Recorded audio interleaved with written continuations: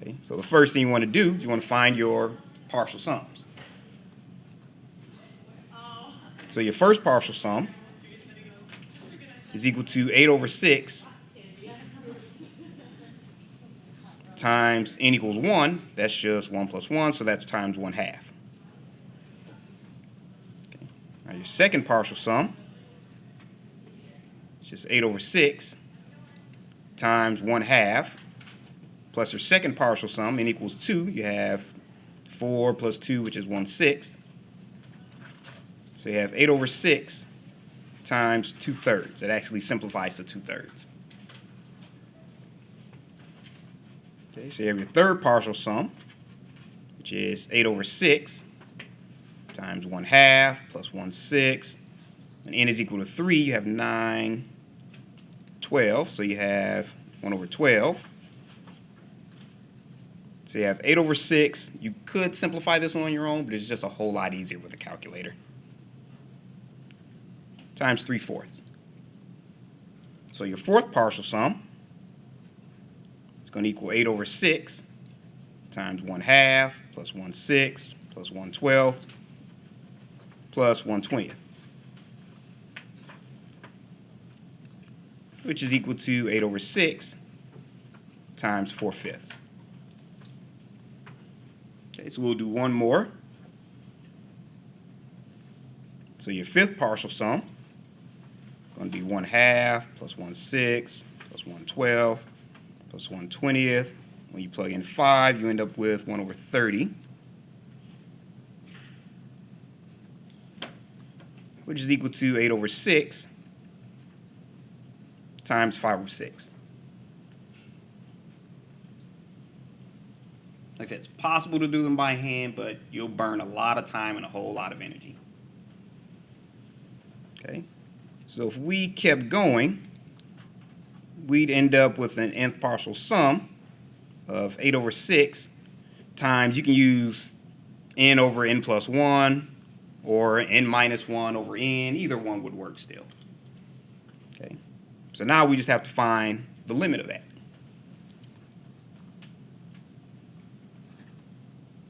So you can have the limit of, we can put the 8 over 6. I'll leave it in here. 8 over 6 times n over n plus 1 as n approaches infinity. So 8 over 6 times the limit as n approaches infinity of n over n plus 1.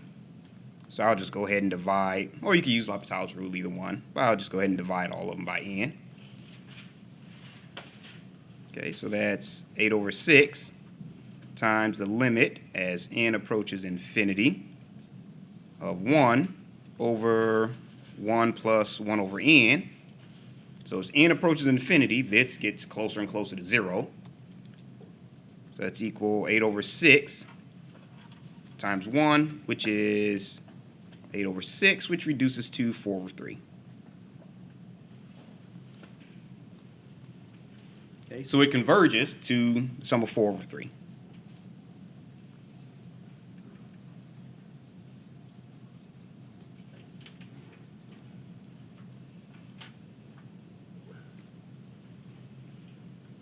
All right, so any questions on that one?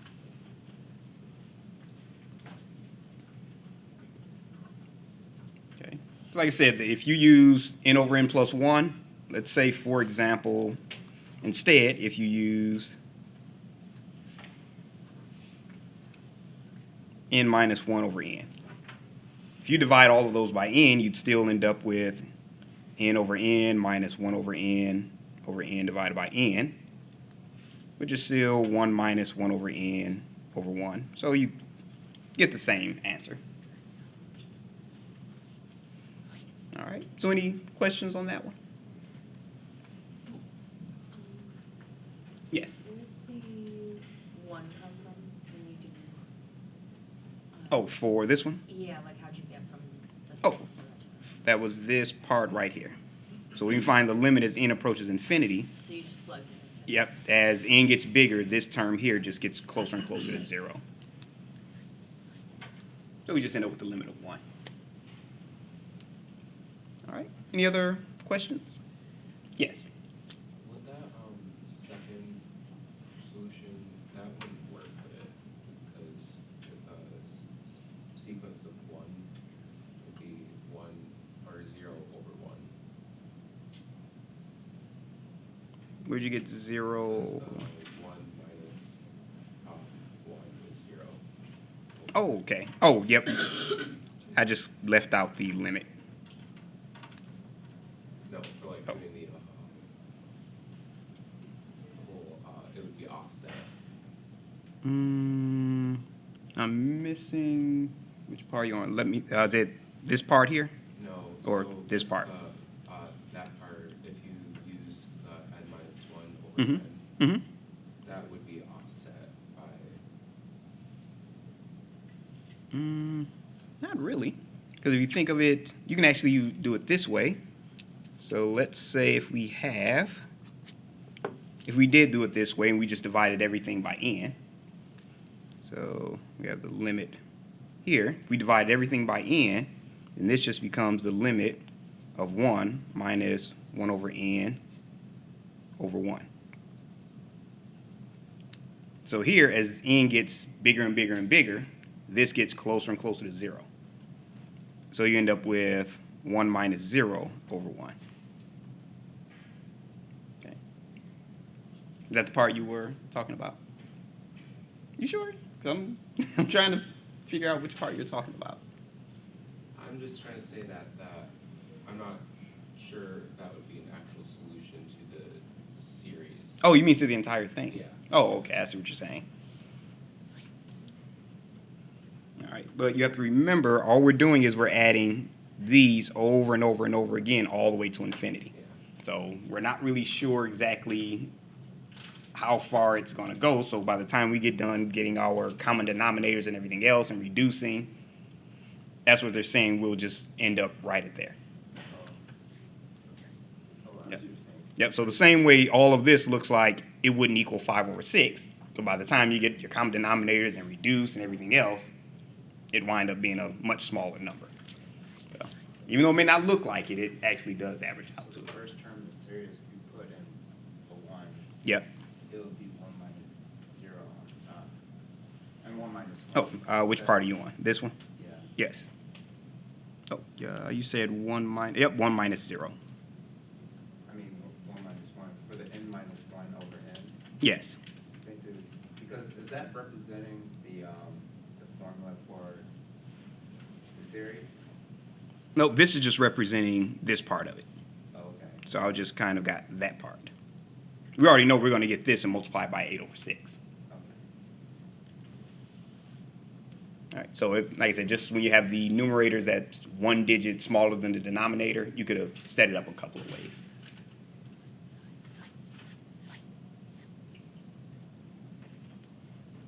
All right, any other questions on this one?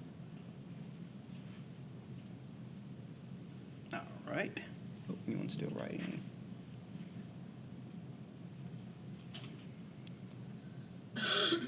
All right.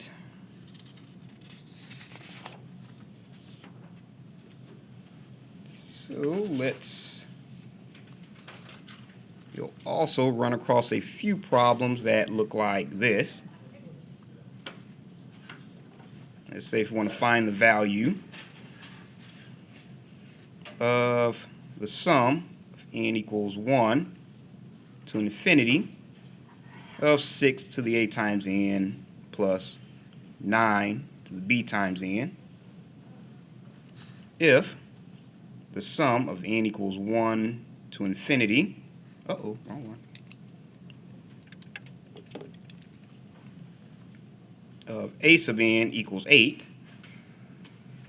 and the sum of n equals 1 to infinity of b sub n equals 2. Straighten that up.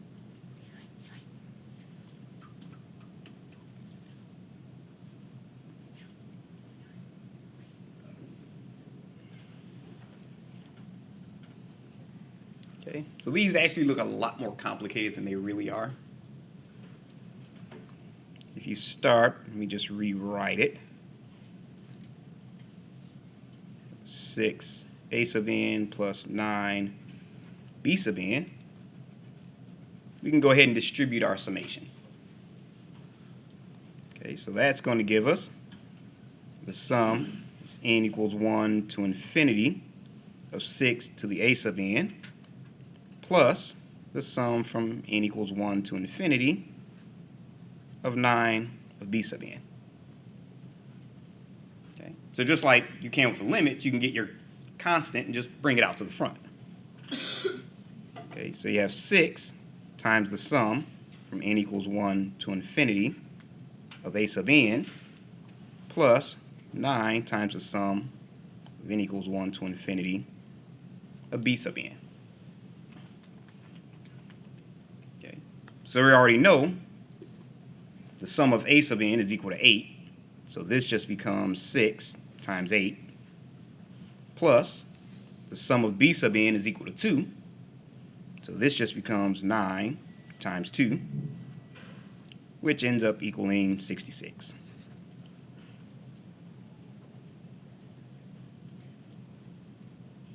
Like I said, it's one of those problems that looks a little scarier than it actually is.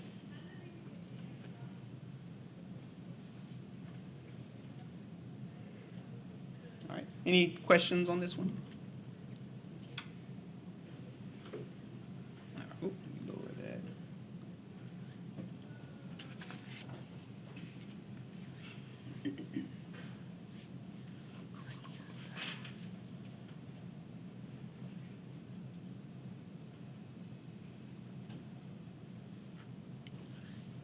All right, so now we're going to look at a different type of infinite series called a telescoping series. Okay, so a telescoping series has the form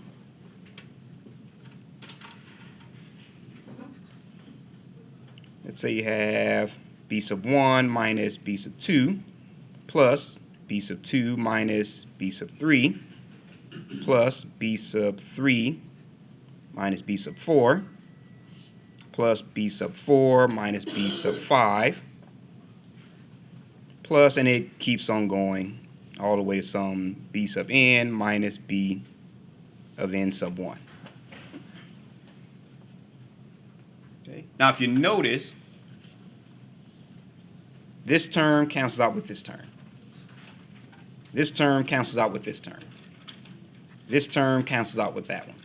And it keeps going all the way to the end, all the way until the nth term cancels out with this nth term. Okay? So we know that if this is our nth term of our partial sums, just as a telescoping series, then that means the sum of this series is equal to b sub 1 minus b sub n plus 1.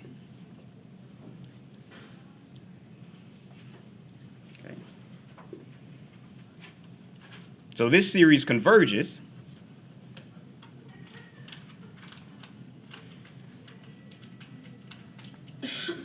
if, let's say,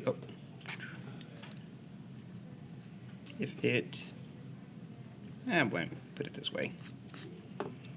If, say, s is equal to b sub 1 minus the limit b sub n plus 1 as n approaches infinity.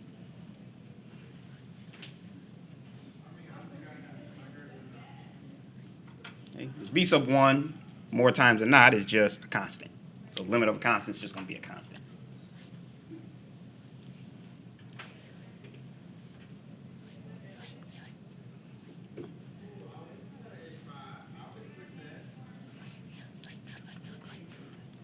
All right, so let's say, for example, we have the nth partial sum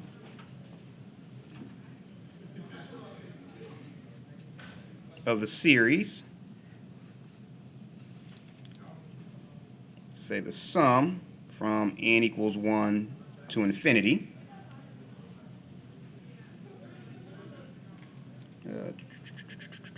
make sure they're let's say as 1 over n minus 1 over n plus 1. equals, got my parentheses there,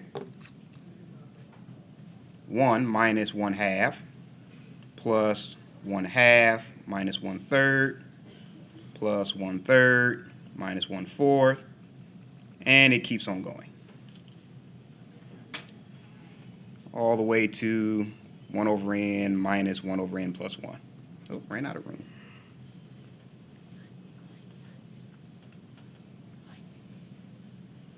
Okay.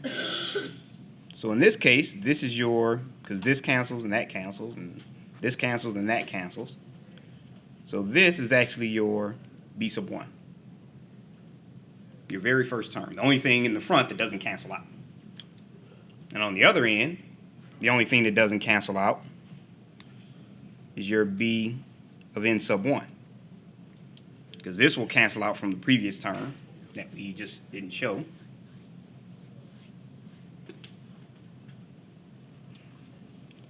So we know that S is going to equal our b sub 1 plus the limit of our b of n sub 1 as n approaches infinity. Okay. Because you remember, we're taking this all the way to infinity. We're just stopping here. And then we're continuing the rest of the way as a limit. Okay. So this is going to equal, uh-oh, that should have been minus. I'm saying n sub 1, n plus 1 so much, I'm putting plus signs there. Okay, so that's 1 minus the limit of, as n approaches infinity, of 1 over n plus 1.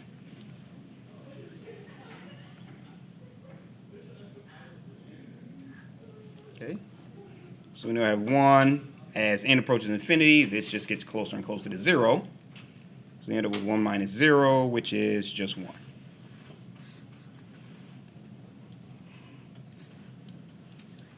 Okay, so this series converges, and the sum is actually equal to 1.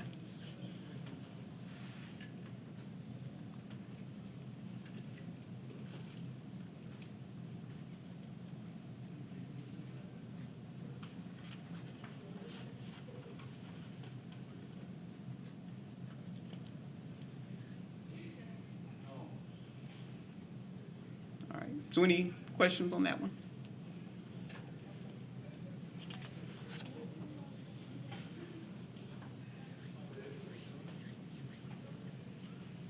How about that getting mixed up?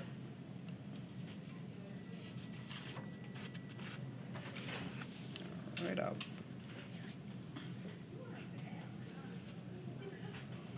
All right. Leave that up there for a few more seconds.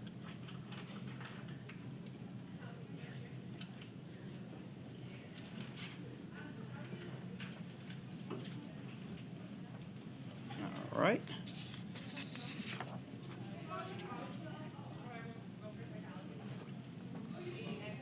Okay, so let's say, for example, if we wanted to find the sum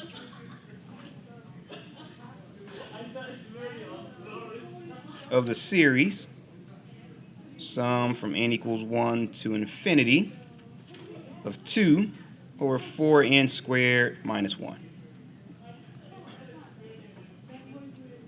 Now we're going to do this both from partial sums and telescoping series. Okay, so doing this with partial sums,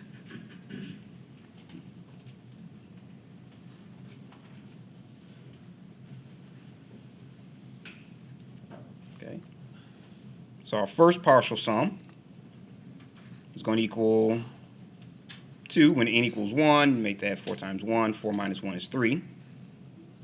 Our second partial sum is going to equal 2/3 plus, when n is equal to 2, you get 4 times 4 is 16, minus 1 is 15. Bless you. Which equals 12 over 15, which simplifies to 4/5. Okay, so your third partial sum is equal to 2/3 plus 1/15 plus 2/35.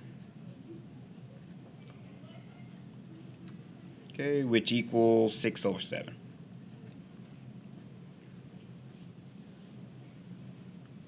Okay, so, How did you get 115? oh, because we plugged in n equals 2. So that made that 4, which gave us 16 minus 1. And there's a 2 in the numerator. Oh, that was, oh, did I put it? Yep, I forgot my 2. Thank you. That was just me writing a little too fast. Okay. Yep. Oh, I did the same thing below it.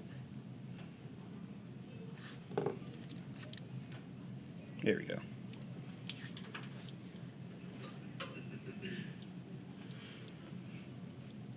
Okay, so that just keeps on going until you end up with some nth partial sum, which is 2/3 plus 2/15 plus 2/35, and it keeps on going until you hit some 2 over 4n squared minus 1, which all adds up. If we look at the pattern of those answers, our numerator is just multiples of 2. Our denominator is just those same multiples plus 1.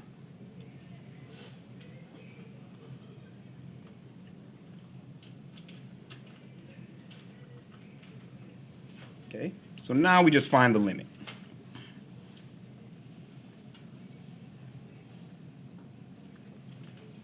Okay, so the limit as n approaches infinity, 2n over 2n plus 1. That's actually infinity over infinity unless you divide everything by n, which we'll go ahead and do. This way we won't have to do L'Hopital's rule. N approaches infinity of 2n over n divided by 2n over n plus 1 over n, where those cancel out. So you have the limit as n approaches infinity of 2 over 2 plus 1 over n, whereas n gets bigger and bigger, this just gets closer and closer to 0, which leaves us with 2 over 2, which is just 1. Okay, so the series converges and the sum is actually equal to 1.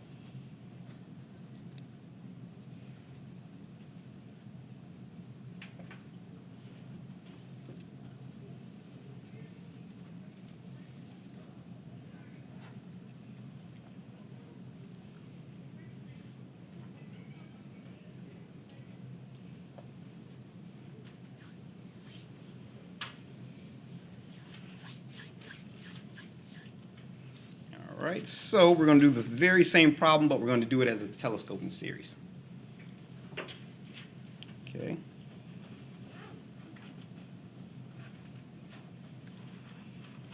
Okay, so if we have our 2 over 4n squared minus 1, this is actually a difference of squares.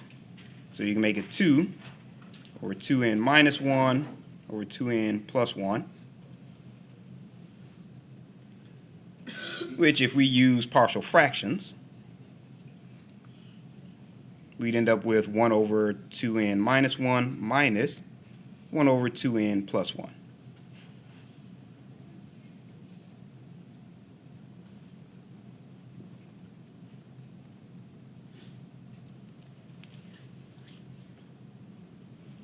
Okay, so if we actually just found the sum of this, our S of n would equal,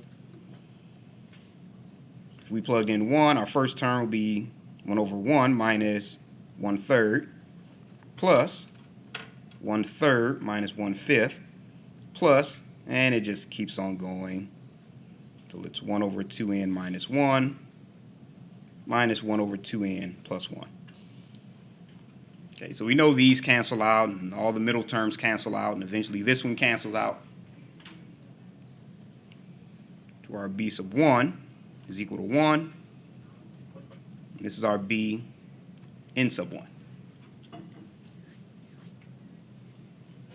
Okay, so we know that our s is going to equal b sub 1 minus the limit as n approaches infinity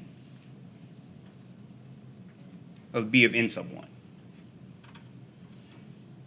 Okay, so that's going to equal 1 minus the limit of 1 over 2n plus 1 as n approaches infinity, which gives us 1 minus 0, which is 1. Okay. So sometimes the telescoping series is a little bit faster once you get past the partial fractions.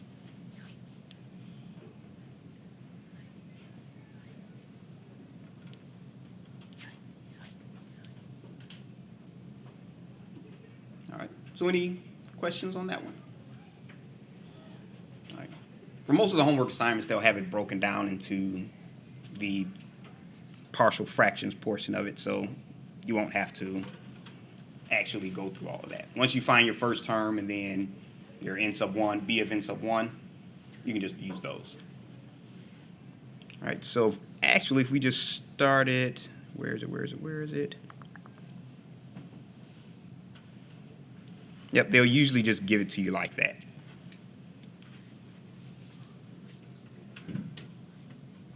All right, any questions on this one? Okay.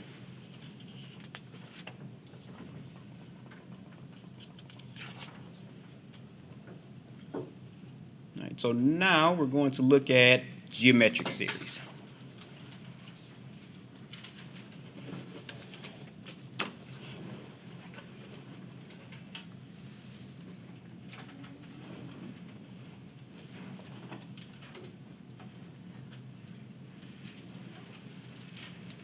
Okay. And a geometric series just has a shape of sum from n equals 0 to infinity of a r to the nth power, which is equal to a, there we go. AR to the 0 power, which is just a, plus AR squared, plus, and it keeps on going to some AR to the nth power, and it keeps on going to infinity.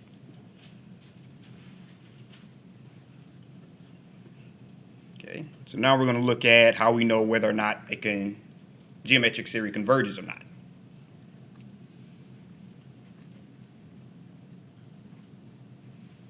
Convergence of a geometric series.